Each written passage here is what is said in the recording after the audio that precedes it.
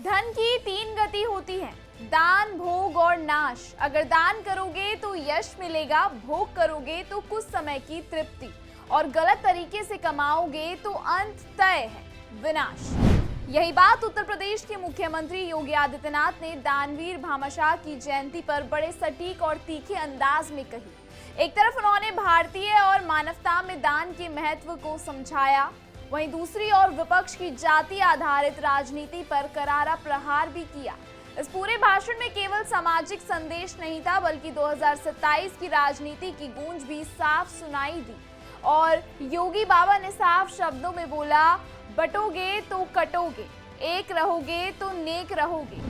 क्या है पूरी खबर, बताते हैं आपको विस्तार से, लेकिन उससे पहले आयन भारत को सब्सक्राइब कर लीजिए। नमस्कार, स्वागत है आप सबका आयन भारत पर। मैं हूं आपके साथ तनीषा भारद्वाज। दानम, भोगम और नाश, ये सिर्फ कोई पुरानी कहावत नहीं, बल्कि भारतीय सोच का सार है। धन की ये तीन ही गति होती हैं, या तो किसी को दान दो या खुद भागो, नहीं तो अंत में उसका नाश तय है। इसी सरल बात को उत्तर प्रदेश के मुख्यमंत्री योगी आदित्यनाथ ने एक खास मौके पर बड़े ही सरल अंदाज में जनता के सामने रखा। मौका था दानवीर भामाशाह की जयंती और व्यापारी कल्याण दिवस की पूर्ण संध्या पर लोक भवन में आयोजित कार्यक्रम का। योगी आदित्यनाथ ने इस मंच से न सिर्फ दान के महत्व की बात की, बल्कि वर्तमान राजनीति की जातीय खेमेबंदी संरक्षण को भी जवाब दिया।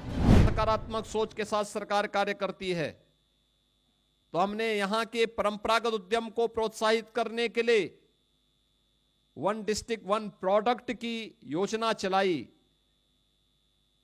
करोड़ों लोगों को रोजगार मिला, व्यापारियों को अपने प्रोडक्ट को एक प्लेटफॉर्म प्राप्त हुआ और वो एक्सपोर्ट का एक नया केंद्र बन गया। लेकिन इस जाति के नाम पर बांटने वाले लोगों ने माफियाओं के सामने सत्ता को गिरवी रख दिया था और इन्होंने वन डिस्ट्रिक्ट वन माफिया देकर के प्रदेश की कानून व्यवस्था को पूरी तरह सत्यानाश करके रख दिया। उन्होंने साफ शब्दों में कहा, जो लोग जाति के नाम पर समाज को बांट रहे हैं। मुख्यमंत्री ने भारतीय परंपरा में दान के महत्व को समझाया। दान तभी सार्थक होता है जब वो देश, काल और पात्र को देखकर किया जाए। मतलब ये कि किसी योग्य व्यक्ति या उद्देश्य के लिए सही समय पर और सही स्थान पर किया गया दान न केवल समाज का भला करता है, बल्कि दान देने वाले को भी यशस्वी बनाता है। उन्होंने कहा कि दानवीर भामाशाह जैसे ऐतिहासिक चरित्रों से हमें प्रेरणा लेनी चाहिए, जिन्होंने समाज, राष्ट्र और धर्म के लिए निस्वार्थ दान दिया। ऐसे दान ने उन्हें अमर बना दिया। योगी ने कहा कि धन का भोग कर सकते हैं, लेकिन वो कुछ समय तक ही साथ देगा। ज्यादा भोग तो बीमारियों को बुलावा देता है, जैसे शुगर या जीवन शैली से जुड़ी बीमारियां। यहाँ उनका संकेत साफ था कि अगर हम सिर्फ खुद के सुख सुविधा में धन खर्च करते हैं तो उसका कोई स्थायी लाभ नहीं होता।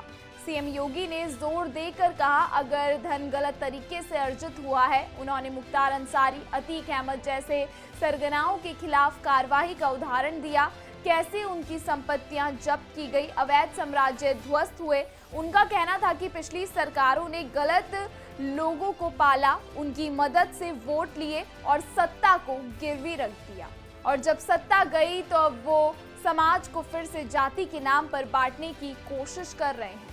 मुख्यमंत्री ने विपक्षी दलों पर तीखा हमला करते हुए कहा, ये वही लोग हैं जो पहले नौकरी के नाम पर वसूली करते थे, अब जब वो रास्ता बंद हो गया तो फिर जाति के नाम पर लोगों को बांटने में जुटे। योगी आदित्यनाथ ने दानवीर भामाशाह की जयंती को सिर्फ एक परंपरागत समारोह नहीं रहने दिया, बल्कि उसे एक सामाजिक और राजनीतिक संदेश देने का बड़ा मंच बना दिया।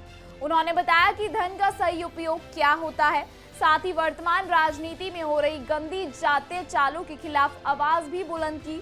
अब जनता को तय करना होगा कि दान और निर्माण की राह चुननी है या जातीय विभाजन और नाश की। फिलहाल इस खबर में इतना ही। इस खबर पर आप क्या राय रखते हैं, कमेंट सेक्शन में हमें जरूर बताइएगा। ऐसी तमाम खबरों के लिए बने रहिए आयन भारत के साथ।